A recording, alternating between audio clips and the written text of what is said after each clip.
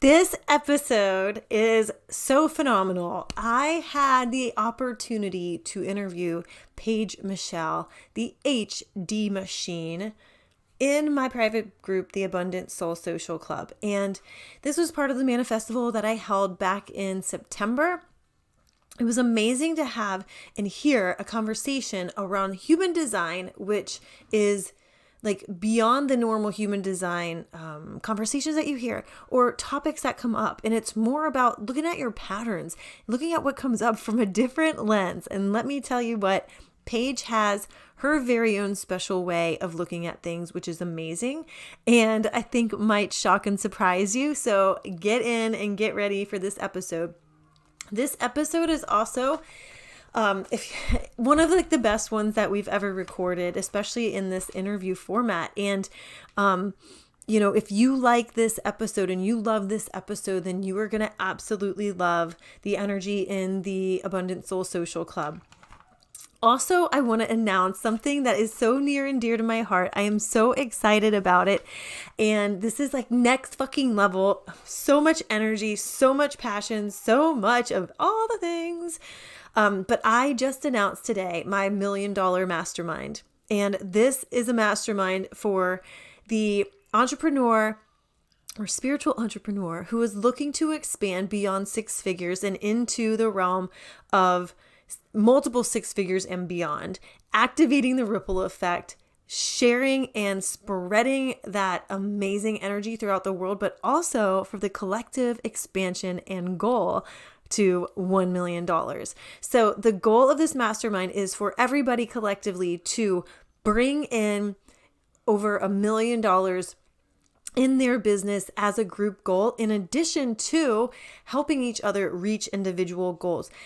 I think this is what's missing in traditional coaching containers, like cohesively bringing people together so that you don't still feel so far apart. And you start to feel like you're actually not only like spreading the light into your own little like sphere of influence, but expanding that beyond that and getting deeper and going deeper into that ripple effect that goes around the entire world. So if you want to expand your business past six figures into the multiple six figures realm in a fun and free way, free of the pressure, free of the obligations, but infusing fun and excitement to make your life and business like truly feel like a 5-star holiday. That fun, that freedom, that, sovereignty, that you are the ruler of your own fucking land, right? So come and DM me. This is for you. There's limited spots. I know it is filling up because I can feel it in every cell of my body. And I am so excited to announce this. So without any more of me talking, let me introduce you to Paige Michelle and the next episode of the Manifestation Queen podcast. And if you love this episode, please go to iTunes and leave a 5-star rating and a review. If you're feeling generous, leave a review too. And I would absolutely love that. So more people that are cool ass motherfuckers like you can find it. All right. I love you. I mean it. Welcome to the world. If you're new to my Manifestation Queen podcast, I am Cassie MacKenzie. I am so fucking excited that you're here and I cannot wait to see what you create. Bye. Are you ready for this? Let's do it. Welcome to the Manifestation Queen podcast, your filter-free and uncensored source for all things manifestation. I'm Cassie MacKenzie, and I'm a manifestation expert. I'm here to raise your vibes and your cash flow. Listen, I've manifested everything from a beer, a 6-figure salary, my husband, and homes, and more. And I am spilling everything I can on this podcast so you can learn how you can do the same. The more fun I have, the more manifestations appear, and the more money I make. So it's my obsession to show you how you can be, do, and have anything you want. So join the movement to raise your income and your impact on this world. Become a manifestation queen and create a life that feels like a vacation. Let's do the damn thing.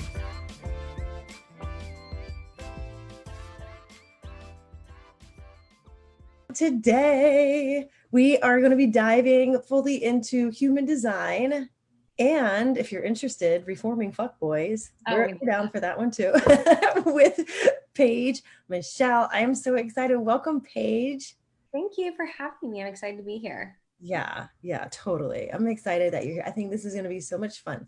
So if you guys don't already know Paige, she is a credentialed human design and relationship expert, business investor, viral TikTok influencer, and she has her own magazine, an editor-in-chief at Undefined the Mag. So I am so excited to have you here because your work has been featured on the list. Nikki Swift, Betches. I mean, I don't know about you, but I follow that account for years.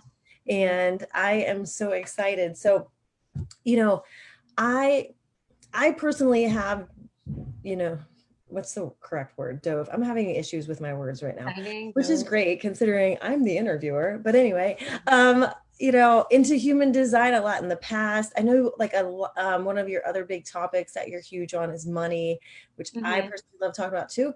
And but I know like we have a lot of new people in the group, but I really am going more on you have not seen this because you just met me, but this is my license plate that I got the other day in Florida. For you. Truly. Can't wait for that to arrive because I think it's going to be. I love it. I need a sassy license plate because it's not like I'm not bougie and like fuck you enough to the people in my small town. It's like, let me a license plate to also remind you of who I am. Yeah. Can I curse here? Is that okay? For sure. Absolutely. Okay. You just never know. It's 2020, but you just never know. Here we welcome it. It's part of the, sometimes it's like salt and pepper on your food. It clears your throat chakra. Come on. Yeah. Yes, for sure. Authenticity is completely welcomed here. And yay. Okay, so I'm going to open this up and make sure that I see all the comments as they come in. Everybody say hello to Paige. So this is going to be so much fun. I was looking at your past history. I know a lot of people when they start from the beginning, it can seem so daunting to go from like I'm just starting my my like journey and all that to like how do I build an empire, and you literally have done that. Well, I think for me it was I was thinking about this the other day and looking back, and like everything I built up until probably a year, maybe 2 years ago, was purely from not self. And in human design we talk about not self, transference, and like the not self. And I still got here, you know what I mean? And it's like, it's not bad, it's not wrong, it's just now I'm finally there. And I think it's because I found human design and then I started to live it. And for me, it's about, I was playing with those words the other day, and actually empire, I was playing with that word, and that's not necessarily what I'm building. I'm building a dynasty. Yeah. For me, it is not about like a sovereign state, like an empire. I get it. I totally get it. But I was like, something's off with it. I'm like, oh, a dynasty is a lineage. Like a legacy. A legacy and a lineage. Like it goes on to, it's my children. It's a succession. Yeah. I want a succession. And I think it actually, the mindset shift needs to happen in business where women are like, I just need to make money. And I need to be independent of men, and I need to prove to the world that I can do it. And then at some point it moves into, well, this is what I want to do. I want to be doing this. And then it moves into, what is this all for? And how am I going to sustain? To me, I'm way more concerned with legacy than I am making six figures and 6 figures a month or whatever that is. I'm more like, okay, the content I put out, my children can, if I, God forbid, passed away tomorrow, they could go online, pull all that content and create courses and help people for the rest of my life. And that's to me where the mindset shift comes. It's like, what are you doing every single day? Like, what am I doing? You're not making money. You're positioning yourself for what? You're standing on what truth? And for me, that's what human design has done for me. Totally. It adds like extra dimensions to it. No pun intended. I mean, there's a lot of layers here. Yeah, totally. So what is your design? I have an idea. Okay. I'm a manifesting generator, clearly. Yeah. I've got other things going on. And I'm a manifesting generator, sacral authority with almost completely open emotional center, which is so important to like the work that I do and that I teach. And I'm a 4-1, which is like a very rare profile. And so with a very fixed fate. So it's made my journey, even with human design, just that much more extra like I fucking am, you know? Yeah, exactly. I am Yeah. the manifesting generator 1 for emotional authority. My Bubba Ford is a 1-4. So we're 4-1, so we're parallel. It's like the same thing, just what I'm unconscious of, right? Which is my 1, you're conscious of. So you're a conscious investigator and like information grabber, and I just do it to empower myself on the subconscious. So that's interesting. We're super aligned and harmonic. Yeah, I love it. Yeah, I can see it. Woohoo. So, okay. Well, I love this conversation because it is there to me, it adds such a dimension to your life when you can start to understand what your human design is. But then, like, I've heard it described as like a soul's blueprint, right? How do you like to look at it? Yeah. So my niche, my thing, what I see nobody else doing. And to me, like in human design, we have motivations, we have perspectives, we have environments, we have variables that not a lot of the mainstream people talk about. And so for me, my perspective is essentially wanting. So like I see what's missing. And so even when I learned, and it comes from a place of innocence, like I'm just like, that's missing. We gotta create that. When I looked at human design, I was like, well, why aren't, because I lived my design. I've been doing it since 2015, way before it blew up. And I was like, way before. I mean, I think me and a few other kind of pioneer, I mean, honestly, and I'll be like 100% transparent and own this. A lot of people teaching it learned from me, or they learned from Jenna, or they learned from Aaron, and they learned from Shatan and Carola and all these people. But like, when it's mainstream, I know that it makes me feel good because I know that they learned from me and that the people learning from them also learned from me. And they know this core thing, which is what I'm getting ready to tell you. The most important thing about human design is to understand why you don't already live it. That was my question. Because this is about the healing work, right? It's not about like your strategy and authority. Okay, sacral authority. Why am I not already doing it? Because the reason I'm not already doing it is what's going to keep me from doing it. And that's what's going to be my limit in life. So I just started, investigating why we don't already do it. And it's our open centers, it's our pattern. So every open center has pretty standard patterns that play out very differently in everybody's lives. And so that's what I've always focused on. I have a whole book called The Patterns, and I love that. And so that shadow work is what you would call it, really, the transference, the not self, because the whole world is not self. The whole world is living patterns that are not self. And that's what gets me excited. That's where that's what shifted everything for me, because you can have this awareness of, yeah, I get off. I love being like abandoned, disappointed, rejected, because my open emotional center is so used to those ups and downs amplified, or emotional permanence. Like you're defined emotionally. So if you feel desire pretty consistently if you're, throughout your weeks, right? And then I feel your desire for me, or your passion for me, your excitement for me. If you're a man, if you're a woman, whatever, you have it, right? And you're in front of me, and I'm like, I feel your desire. And then you leave and it's gone. So I don't have emotional permanence, which creates these highs and lows, which trains my nervous system to seek out dopamine hits, and to seek out emotional highs and lows. So on a core level, I want somebody to reject me so I can feel acceptance. And because our emotional centers are so powerful, they're one of the most powerful motors in our body.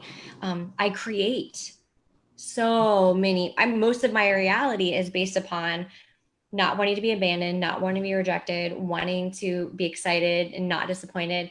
And that's not self. Right. That is not my authority. That's not where I should be creating from, but my whole world has been created from it. So does the abandonment part come from the root? Wait.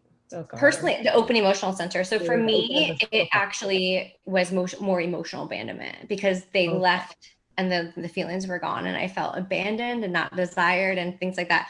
There's legitimate abandonment. You know what I mean? Like my parents did not abandon me. Nobody in my life has actually ever abandoned me, but I have this deep rooted sense that they have, but that's because people have absolutely emotionally abandoned me every day. Every day. And so I'm like, abandon me. But whatever the other side of that, because we're binary, whatever's on the other side of that abandonment is what I also want to be feeling. So it's not bad. It's just I shouldn't be making decisions and manifesting my entire life based on rejection, acceptance, abandonment, whatever it is, opposite acceptance, humiliation, all these things. But that's what it is. And that's why I talk about, going back to manifesting, I teach about conjuring versus manifesting. Oh, cool.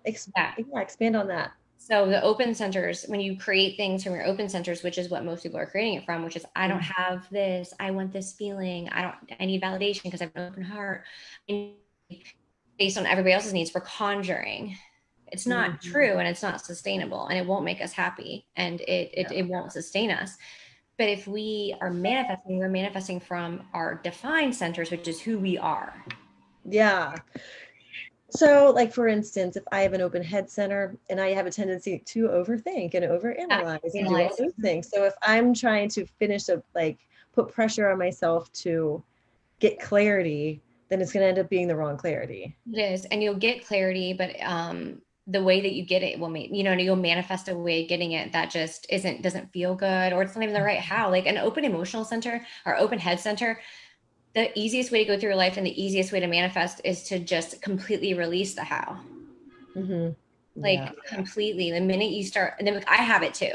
Like I have both open, and then the open emotional center, which really honestly creates neuroses and literally bipolar disorder in people, because they're so like, it creates that in them. So I always talk about that. You guys are not mentally ill, like at all. You're energetically unaware. So for me, it just drives me insane. So I literally just had to get into my body and be like, the answer will come to me. If it's meant for me, it will. I mean, I have to get out of my head. And sometimes I just watch it go by and I laugh at it. We were on the plane, or I was on the plane yesterday, and Gabby, as soon as I got off the plane, I said, Gabby, my brain just tried to tell me that this man had pity sex with me. I said, could you imagine? Like that, what a ridiculous thought that my brain, I literally watched it go by and I was like, nice try. You know what I mean? Like, nice. To like pull me into a wave of rejection and stuff. Like they're working together, and I was like, good girl. But no, that is ridiculous. And I think like with an open head, that's where you have to get to that point where you're just like, okay. Like, that is so silly. Yeah. You're like, oh, I suck at that very, very nice. That's your emotional or your emotional. So if you have it defined, you're in a low, and then you're going to hear low frequency thoughts. If you're in a high, you're going to hear high frequency thoughts. If you're open emotionally and you're amplifying somebody's good stuff, then you're going to hear more of that. So it's literally hearing and seeing your thoughts and just admiring them as they go by for what they're trying to do for you. But you cannot, with an open mind, you just cannot accept those and identify with them. Yeah. Okay. You will definitely manifest those things. So how about if you are, like I hear all the time with projectors need to rest, or need to do this, or need to get an invitation, like all the rules around it just seem so complicated at times, right? But or the generators always have to respond. And I feel like people get it really twisted. Like they think, oh, I need to sit here and wait for something to respond, when in reality, it's just things come. You either like it, you don't, you like it, or you don't, right? So we get, my biggest issue, I was very excited. I know Jenna and all the other women that have been doing this for a while. This is what we're excited about. This is not what's happening in 2015. People were not talking about this. So we're like, it's going mainstream. Yay. But the issue that we have with this is that, and I don't want to speak for them, my issue with this is that there are a lot of disempowered people teaching human design. And they're using it as a way to limit other people because they're disempowered, or they're using it as a way to empower themselves as having something that the other person doesn't have. And so when we get into there are no rules, this is an experiment. And ultimately you have free will. You can create, you're an ultimately infinite creator, and you can create whatever you want. I look at human design as God's design for me to live out my assignment on this planet. I can do whatever the fuck I want. Everybody knows that, especially about me. And I will, and it will be completely out of alignment, but it will. And I said this the other day, I said, out of alignment doesn't mean anything to me. If I do something that's not sacredly correct and I'm there, I decide that it's in alignment because I am the power and presence of God. Who outside of me is going to tell me this is in alignment? No, because it wasn't sacredly I get it. I didn't, my vehicle is not necessarily in the correct place for alignment. I am the power and presence of God. I created human design. I created my design. You can't tell me what's aligned and not aligned for me. So this is aligned. That's it. So there are no rules. There are just suggestions and boundaries. And so I find that my life is easier when I was in Virginia last weekend and it was not sacredly correct. I did it anyway. And I was miserable. But I decided, you know what? This is alignment. I'm going to get what I need to get here. And I did. Ultimately, that's the thing. Anybody that's telling you, oh, here, this is the best bench point and benchmark and reference point. If you leave a human design reading and you are afraid or you feel limited, disregard everything that that person said, come find me, or somebody that I've trained, because we don't disempower and we don't limit. Like, that's the rule. That's the rule. And if you do nothing else, that person better leave that session feeling like they are the power and presence of God and that they can do anything in the world.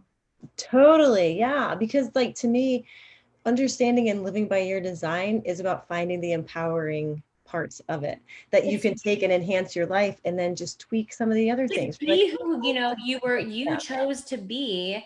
I mean, you ultimately chose to be human to deal with these shadows and have the highs and lows, but ultimately you do want to fulfill a certain mission in this life, and you want to accomplish something in this life. Like I always say this with parenting. My kids chose me to live according to my design, not to what society tells me is correct. So every single time that I do something out of alignment for me, it automatically throws them out of alignment. They can't fulfill their purpose unless they learn from me that they're proud in the presence of God. They can do whatever they want. But energetically, it throws everybody off when you're off. Because there is a tapestry. Ultimately, there's a tapestry and an ultimate design. And we'll never know. Like, that's my open head, is like, how? And I'm like, it doesn't matter. It doesn't matter. What I do know is there's an ultimate tapestry. And when you're off, they're off. And the minute you shift and that you are in your power and your definition, and you release everybody else's stuff, everybody else shifts too. And then they're free to be who they are, and they're not in the bondage that you have created. I always talk about, when I'm in my shadows, I require, especially men in my life, to show up in a very certain way so I can experience the rejection and abandonment and all the things. And that is so unfair.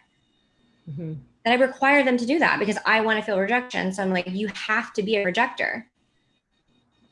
That's so unfair. So if I just live in my design, wherein I'm supremely confident with my defined heart, and I'm non-emotional, really, at the end of the day, I'm emotionally solid. If I'm that, then they can be them, and they can be the highest form of them, and then we can all live happily ever after. But we're all miserable because we're out of design. Yeah, so good. Oh my God, I love it. Yeah. So how does the human design then apply to money, like across the designs? Like, what are the biggest things you would point out to somebody as? So if I was looking at your chart when it came to money, I would definitely look at your patterns first and foremost. Because a pattern is a pattern is a pattern. My patterns in my relationships are my patterns with money, period, point blank. If I want to be rejected by a man, I absolutely want to be rejected by clients. I absolutely want to be rejected by money, whatever it is. So I look at the patterns first and foremost. Then I will obviously suggest that they live according to their ahas and ahas. Then we will look at their variables. So look at their specific manifestor or an unspecific manifestor, looking at if they are peripheral, their motivation. So my motivation in the variables is innocence, which is no motivation. It's none. Like, I don't care what you do. I just am worried about like what's missing. It's just this air. I don't like when I share this information, I have no agenda. Yeah. None. When I sell something, it's just because there's an opportunity for you to invest in yourself. Like, I have no agenda. So I look at the motivation and make sure that I'm not in transference, because every motivation has a transference motivation. We call it distraction. So my ultimate motivation is innocence, but my distraction is desire. So where on the chart do you find that part? Like the variables, the arrows. Oh, the arrows. Oh, I know what you mean. Yeah. Okay. So the top arrows at the very top, right? Yeah. Yeah. So mine is transference is desire. So anytime I'm trying to manifest or create from a place of like desire or trying to be better or to lead, I'm off. And the minute I'm like, I want it because it's missing. And there's literally there's no motivation other than it's missing. I want it and it's not in my life. I don't see it. It's missing. People need it. That's what the shadows, and things, every company I've built has been because it's missing. Undefined is covering pulp culture from personal development, human design perspective, because it's missing. You don't see it anywhere. You don't see people on the red carpet talking about people's, who they are human. Or like you don't see people talking about relationships or celebrity relationships based on who they are as a human. I was like, it's missing. It's not even lucrative. I mean, it will be, but it's just, there's no way to monetize that right now. Yeah. I'm pretty sure my daughter falls under that category for sure. Noticing what's missing. Like, yeah, perfectly content. Bottle.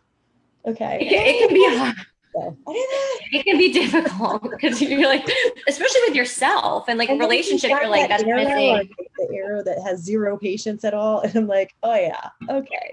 Yeah. Just got that. Same. Yeah, it'll be fun as a teenager. Cool. I feel like when they're that age, because I think our kids are similar ages. I think when they're that age, they can really, I always joke that I will be more of use to them when they're 12 and 13. Right now, their dad, they need the structure and the parenting and all that stuff. Like, I'm not good at that. Do you know what I mean? I'm just like, I talk to them like they're human. It's an innocent way of parenting. It's just like, what are you feeling? Why would you say that? Do you know what I mean? Like I talk to them, they're literally 14. So I'm going to be great. I'm going to be a great asset and partner in life with them when they're 12 or 13, where I can explain to them, like, you're in transference right now. You're distracted right now. But for right now, the most important thing when you're a parent and these kids are younger is diet, according to design. Oh, so can you expand on that a little bit? Because I mean, I've heard that exists, but I've never heard anybody actually speak to it. Yeah. So, yep. In your top left, your top left arrow is going to speak to that. It's going to tell you anything unless you're like, you go deep into the chart.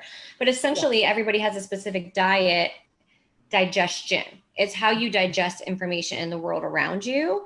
And you can only digest properly if you're in the right environment, which is another variable. And you get in position to the right environment if you're following your strategy and authority. So everything comes back to strategy and authority.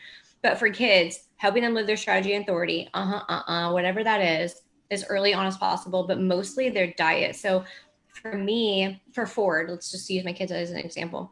He is an appetite. So he's in 1, which is the most primal digestive system that there is. It's the oldest one. And it's basically one thing at a time. I mean, one thing. I mean, completely unprocessed. Don't even put salt on it. If you want the salt, you have to eat the salt separately if you want salt. And then he has to eat one thing and then let it digest after an hour and then another thing. And it's funny because he just picks at things.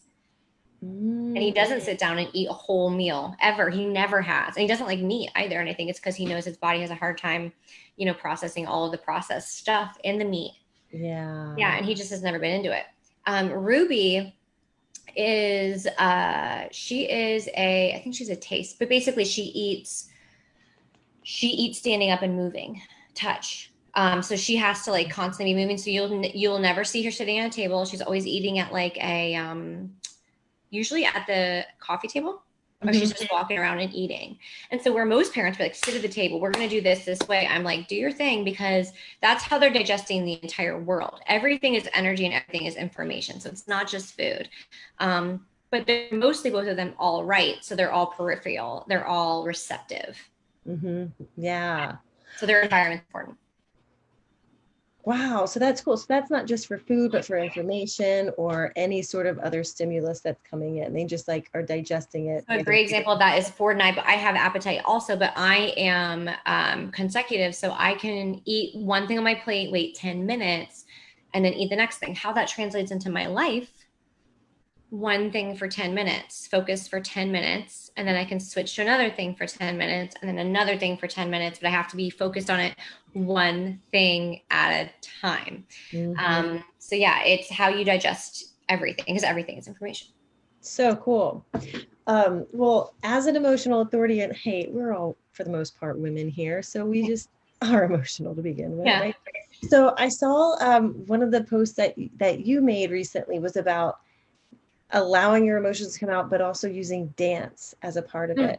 Mm-hmm. So how has that changed your life or changed your outcomes? Yeah, for me, dance has been, it's always been that way because essentially I've had the open emotional center, so I'm extremely emotional. And it was a way for me to be in my body. So when you've got these emotions, what we try to do is not be in our body. We're in our mind analyzing it. So for me, it's not even about expressing it or getting it out, because then I think we make it bad, and then it gets worse. So I just dance to be with it. So like you'll see me on TikTok, like dancing. It's like, and I'll do that if I'm in a good mood or a bad mood, whatever. I'm just dancing because I want to be with whatever I'm feeling. I recently have just started doing existential kink, which so it's actually a principle I've been teaching for years. It's quantum physics. I've been teaching it for years. It's just this context is more embodied and more woomy. It's more, it's more sexual, which feels really good. I'm gate 59. I'm a 4-1 in gate 59. I'm the pure expression of intimacy and sex.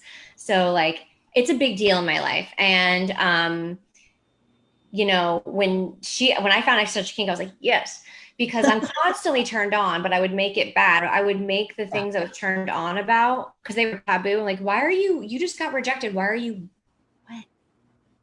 Do you know what I mean? Like, why are you turned on? So learning that as an open emotional center, I have all these feelings, and a lot of them I wanted, and just letting myself have it. So basically what she teaches, and this is so good for shadow work and the open centers, is basically why I learned it, is having is wanting. So look around, whatever you have, especially the experiences you have over and over again, you want them because we're binary. So like if I'm being humiliated, right? Let's say I'm feeling humiliated. On the other side of that is honor. So I ultimately just want to feel honored, but my body is so used to humiliation, like as a child or whatever. And so it's interesting when I would just let myself be, I'm like, oof, I feel, and especially for open emotional centers, you're going to feel it in your belly. It's like a warm, tight feeling, and you're going to feel it, and you're going to breathe into it. And you're going to notice that if you breathe into it, it starts to turn on because a part of you really wanted it. So have it. And the more you have it, the less powerful the non-wanting you're doing. You're right. You'll stop attracting so much of the bad side of it because you're having it. You're accepting it. You're releasing shame around it. Then you start to create experiences that are the other side of it. And so for me, actually just learning to have the experience of rejection, humiliation in my body, not fearing it, it's momentary. It's there for 3 minutes. And then I can do anything from that place because I'm not afraid of rejection. I'm actually excited about it. I get to be turned on. Do you know what I mean? I'm like, oh my God. That's a mind fuck. I'm sorry. Yeah. So now I'm like, I'm not afraid of rejection at all. I'm going to send that text because I'm going to get turned on either way. And then the more you're turned on, the more magnetizing you are. And the more you actually attract the experiences that you consciously want. We're attracting what we unconsciously want. And I found since I've done that, I've just had the feelings, especially with Open Emotional Center. Yeah, men are showing up how I actually want them to show up, not the whole rejection thing. Because I don't care. Because if they reject me, I'm like, I'm getting off. If they don't reject me, I'm getting off. It doesn't matter. I get what I want. I get to have everything I want. Good God, we're only 30 minutes into this. I know. People always say that. Like they were like, the girls were like, how long is the interview? I was like, an hour. Like it's probably not even gonna have to go that long. Oh my God. Oh my, I don't even know what to say to this. This is amazing. It takes the power away. It takes and you don't resist. You grab your power back. Like it never left you, but you thought it did. And you thought that you were avoiding these experiences because these people were making you feel a certain way when really you had just employed them. And that's how it shifted everything in my relationships with men, because I was like, he's rejecting me. He's not texting me back. He's not doing this thing. And then I realized I want him to do that. He's doing everything I want. I'm sure he wants to text me. Who wouldn't want to text me? Who wouldn't want to be near me? Like, wow. Like I'm really requiring him to do this and behave this way. And he's doing it. He loves me. Like how devoted. What a warrior. And then you get into appreciation for them. And you can appreciate these things. I remember my ex-husband always being like, I wanted to. He's like, I would walk in the room and I'd want to go and hug you and I'd want to give you a compliment, but something stopped me. And I'm like, yeah, my energy and my desire to be miserable stopped you from doing it. He's like, because I consciously thought of doing it. I wanted to do it, but I wouldn't do it. How awful to do that to somebody. You know what I mean? Like, I'm doing that. I did that to every man in my life. Like, every single man I required them to be at the lowest version of themselves in order to help me maintain my pleasure in being rejected and humiliated. So what I've noticed is now that I don't necessarily require that, I don't fear it, I don't require it, they're all showing up completely differently. Like, literally 6 of them in 1 week texted me, 6 of them, including my ex-husband, who's like, I'm having this massive awakening. I don't know what's happening. Like, I'm talking to my therapist like every day, you know, and then like my main like fuck boy is just like showing up, and he hasn't been around for like 3 or 4 months. Like, it's wild because I don't require them to be the lowest version of them anymore. Yeah. This And that is was so the pattern. cool. So how does it, can you give an example on how this could relate to business or things like that? It's the same. So whatever your business issue is, you're not making sales or you're not showing up and selling the thing on social media. You say something and then it's crickets. That's rejection. That's disappointment. So identify what you're feeling every single time. And it happens a lot, right? Well, it's because you fucking like it. So go to your open centers, get my book, not to pitch, but Get my book. Get my book. It tells you exactly what patterns are each identifies each open center. See which one keeps popping up for you. Admit to yourself that you want it because it gives you some type of sensation in your body and people are bored. So feel the feeling in your body. Just let yourself feel it. Like, what if they don't like it? What if they give me shit? How will I feel? Feel the feeling, breathe into it, get it out of the way, like have it, and then post it. See what happens. You know, sending out pitches, reaching out to the person that you think that would never want to be a client, you know, doing the story, just literally make it a habit to just do things just to feel like I might possibly feel rejected. Yay. Like, oh my God, I'm going to get turned on either way. So that relates to business. You know, we get what we want. So if you're not manifesting what you want, sis, you don't want it. Yeah. Yeah. You want the opposite of it. You want it. I mean, you want the thing, but you actually want the opposite more. Yeah. And then it's time to shift that for sure. So good. Yeah. So I'm going to go back. There was a couple questions I didn't see.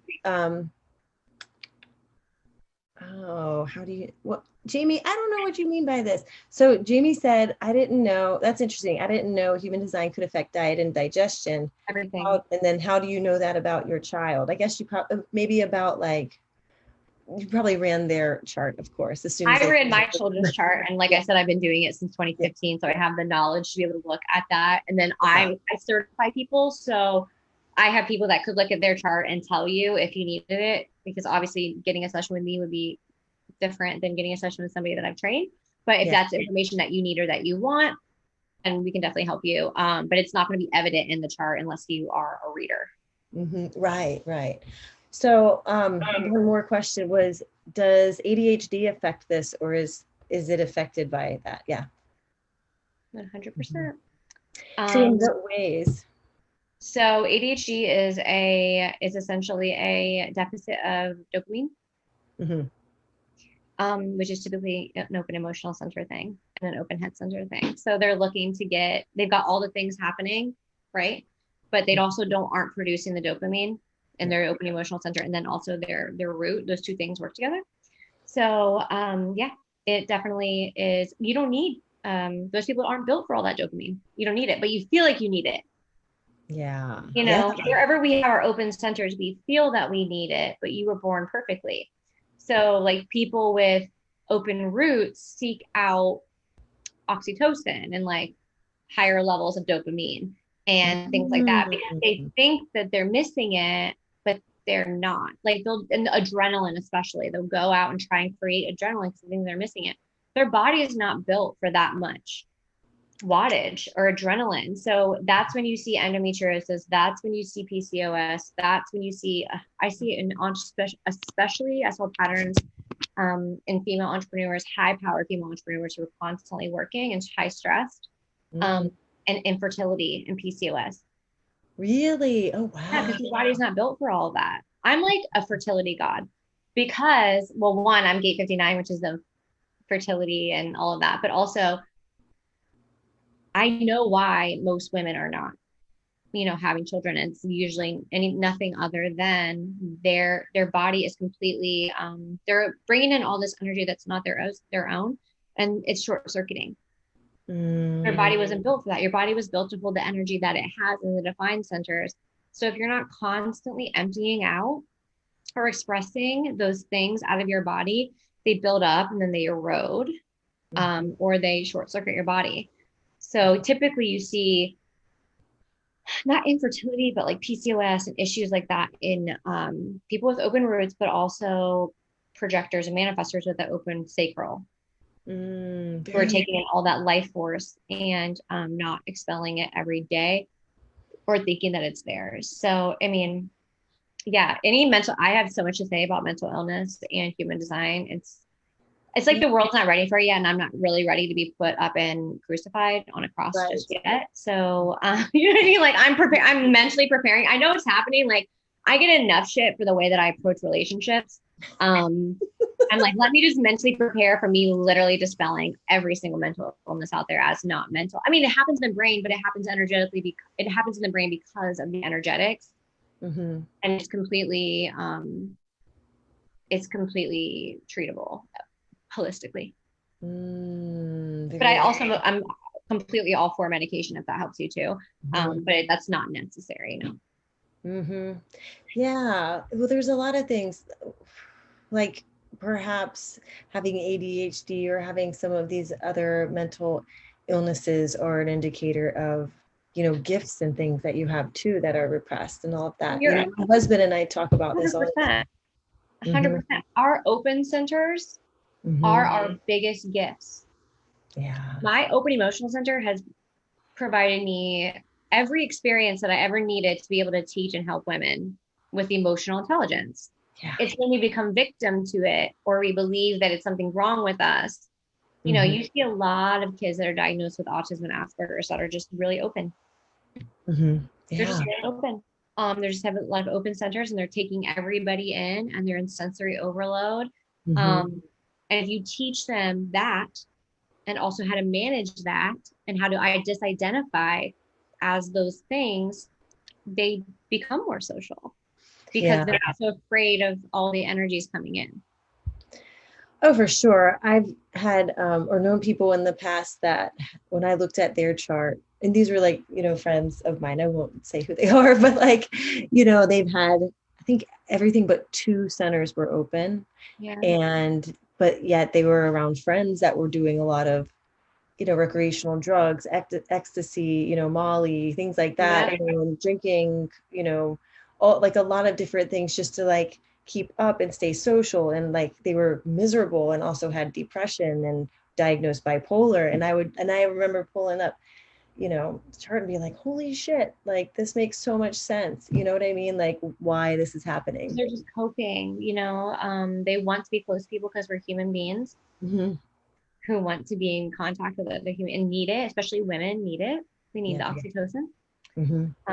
So they're just coping with wanting to be with people, but also being completely taken out and not self with people. They don't know who they are, and they have all these emotions, they have all of these instincts, they have all of these thoughts, they have all this stuff, and they don't know. They're overwhelmed. They're short circuiting. So they're drinking and they're just trying to get out of their fucking body.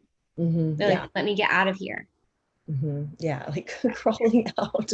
They truly are. They don't want to be there. They're numbing, or they're, they literally just want to float out of it and have an out of body experience. And it's going to change the face of, addiction and everything like that. Where it's just, do I want to do it tomorrow? Yeah, I know. Yeah. It's just so much. I think even just with starting with Fuck Warrior Form School, I think just even starting with women and why they're anxious attachment Mm-hmm. Most women are, and also, you know, half the world is, and that's because half the world is open emotionally. Just knowing that, I think starting there, and also like BPD, like borderline personality disorder, Mm-hmm. things like that affect dating. And I think once you realize that, like, no, you don't have BPD, you just have an open emotional center. Here's how you manage that. That's going to change everything. Yeah. Yeah. And as a former pharmaceutical rep, I imagine talking to a doctor and he'd be like, you can get the fuck out of my office now. What the hell are you talking 100%. about? You know? I'd be like, But okay, I'd be do totally you not like, have the best interest of the people at heart? Give it a shot. yeah, I know. I know.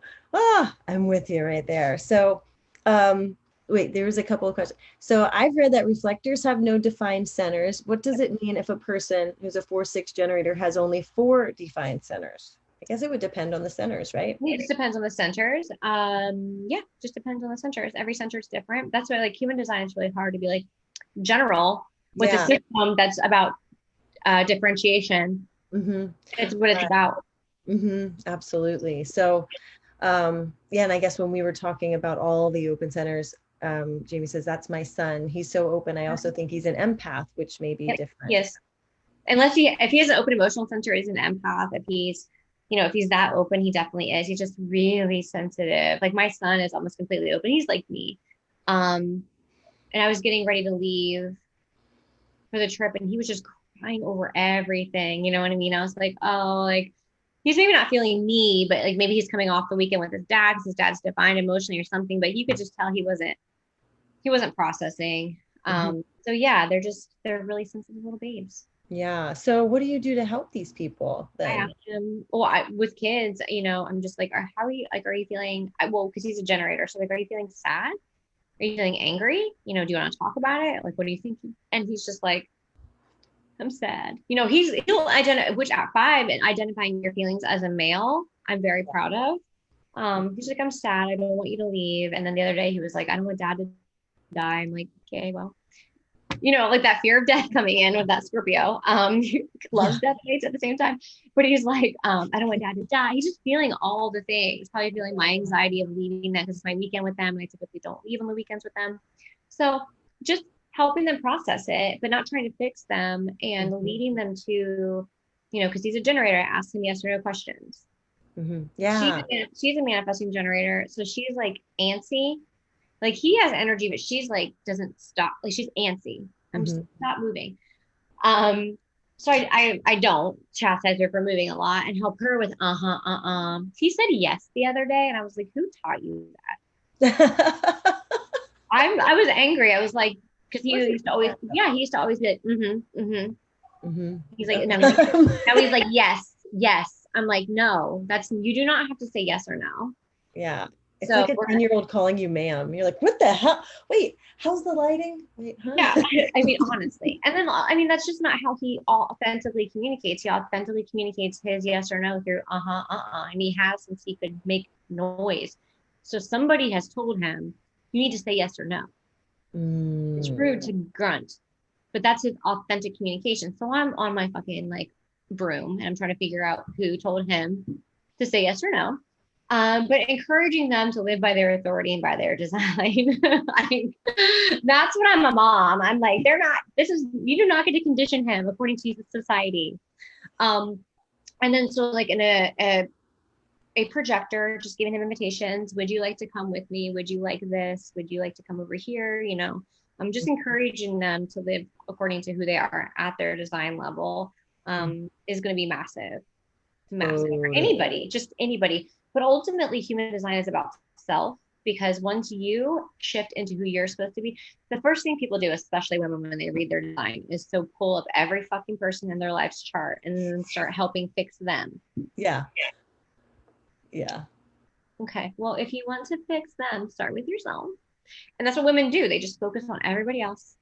And then we don't get the medicine. So I have a rule. Like you're not allowed to look up anybody else's charts until you have, you know, at least some time under your belt living your design. Because it's interesting to look at your kids and stuff, but it doesn't matter. Once you start living your design, they will live theirs, because you're no longer holding them captive with your patterns. Yeah. With your They can't be, they can't be who they are if they're trying to be who you need them to be to validate who you think that you are. Did you get what I'm saying? Totally. There's no true authentic connection. Everybody is who we think that we need them to be so we can be who we want to be, not who we are. So like if I am dead set on being a victim, then I'm going to need you to be a perpetrator, regardless of I don't care who you are. I don't care what you say. I don't care what you do, because I need to be a victim. I need to be a victim, so you need to be a perpetrator. That's not. And think about relationships. Even like if I need to be rejected, then I need you to reject me. Then I don't actually ever get to know who you really are. You're always just going to be what I need you to be, so I can continue the identity of being rejected. Yeah. So we don't even have true, authentic relationships with our children. None of us do. Unless we're living our design, so we are who we are, and not we're not, trying to be who we're not. Then everybody else is fucking free to be who they are. Yeah, it's liberation at its finest. Totally. I'm like 99% sure my mother-in-law is a projector, and so I'm like, okay, before we go there next time, like I'm getting this under my belt, and then like figuring out how to speak to her in a way that then like it won't be like me trying to treat her like a manifesting generator. Start out all her into your life in the first place, and then that is going to be your patterns. Do you get along with her? Does she irk you? Why does she irk you? Well, she's uplifting and upholding one of your patterns. So like identify that, release the need to have that, and then look at her chart. Yeah, I've not looked at her chart. I won't. Yeah. Like just be like, I don't need you to be controlling whatever that you are, because I don't need to feel like a child, or I don't need to feel victim to you. Like that's not what I need to feel in this situation. And so it always starts with us. Like everybody wants to focus on everybody else. And I'm just like, okay. That's so true. Oh my God. And we're all manifesting for that purpose too, by the way.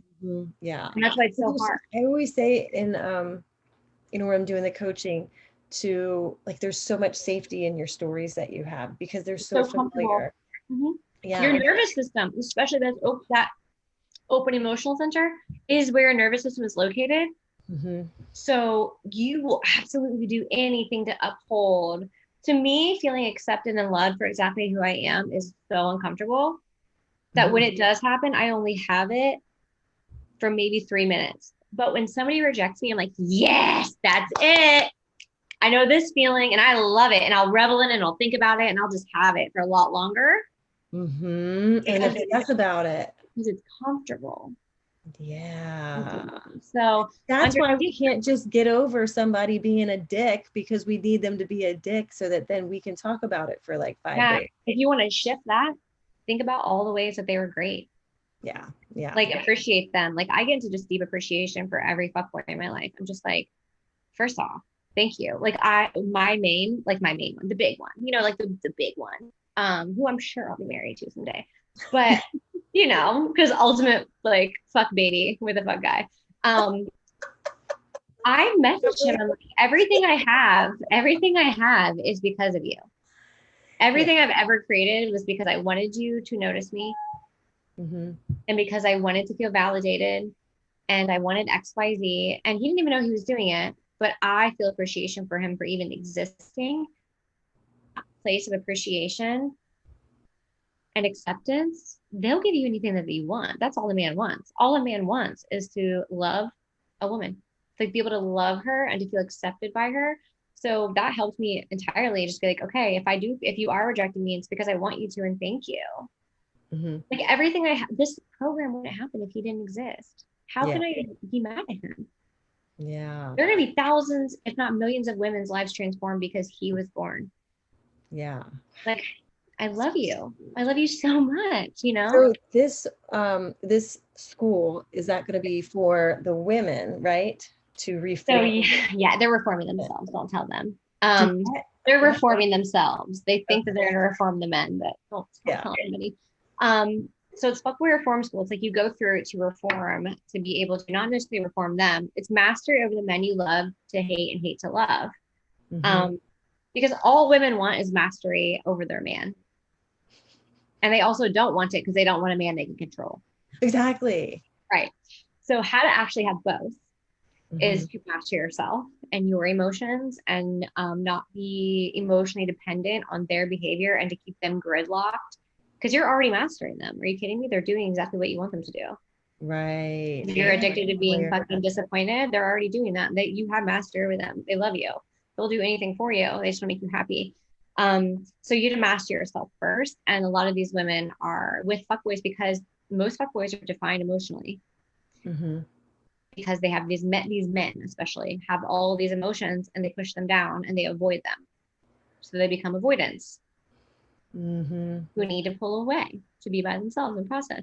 And then anybody that has a defined center automatically attracts somebody with that open center because that's how life works. So you're open, I'm open. So every single man in my life is defined because I'm meant to and to become wise and sovereign and powerful in my emotions. And so, yeah, you could definitely toxify them and shame them, but they're not toxic and there's nothing to shame about them because they're there for you if you will allow it. So yeah, there's a whole subset of women that are way more vulnerable to fuckboys, and that's who we're speaking to. Is like, it's wild to see all these powerful, massively successful women deal with the issues of, a lot of anxiety and anxious attachment.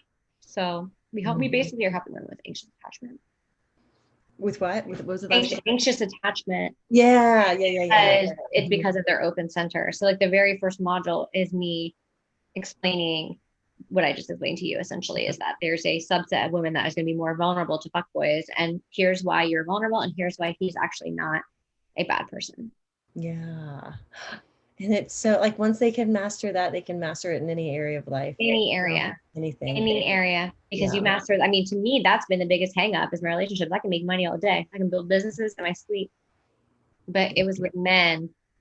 And so as I shift that, then even the business gets even better. So it's a pattern, is a pattern, is a pattern. So you shift it wherever you want to focus, wherever's the most painful right now, focus there and it will improve. That's why I mark it as like the person who wants it all, the woman who wants to have it all, because it's, you shift one pattern and you'll have everything you want. You already have everything you want, but anything you consciously want. Right. Exactly. You have it all right now. Oh my God, this has been so great. So, okay, tell everybody, what is the book that you referenced? You said go write Paige's book. Yes, it's The Patterns. So you can find it at paigestillelater.com/patterns-order. So I'll have my team send that link to you. Cool. And it's $1. And then from there, you can buy like a little one-off, like $27, learn about your type and human design. But also super, super recommend Fuckboy Reform School waitlist, because I think also everybody's like, how do you have the dynamic that you have with your ex-husband? Everything I'm teaching in Fuckboy Reform School. It's the same core principles of self-mastery, and love and acceptance. So go to fuckboyreformschool.com/waitlist and get on the list. Oh my God, so good. This is amazing. I love it that we covered so much, and I appreciate you taking the time to do this in between filming. Yes. After Fuckboy Reform School. That's what we're doing in New York right now. Yeah. Well, thank you, Paige. Thank you so much. And everybody, I'll add that info in, and you guys can go get her book so that you can start to change the patterns. Yes. I love it. It's so perfect. Okay. Thank you so much for having me.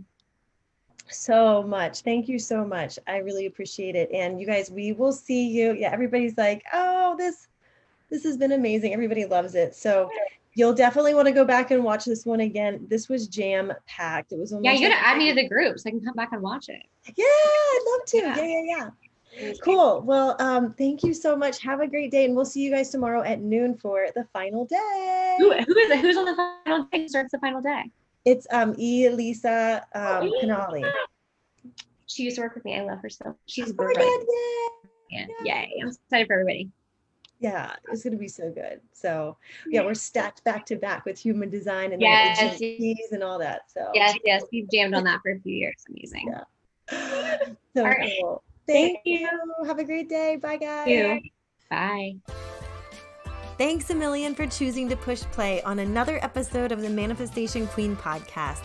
You truly amaze me. And if this episode blew your mind, then please leave a 5-star rating and a quick review on iTunes so more people like you can become manifestation queens too.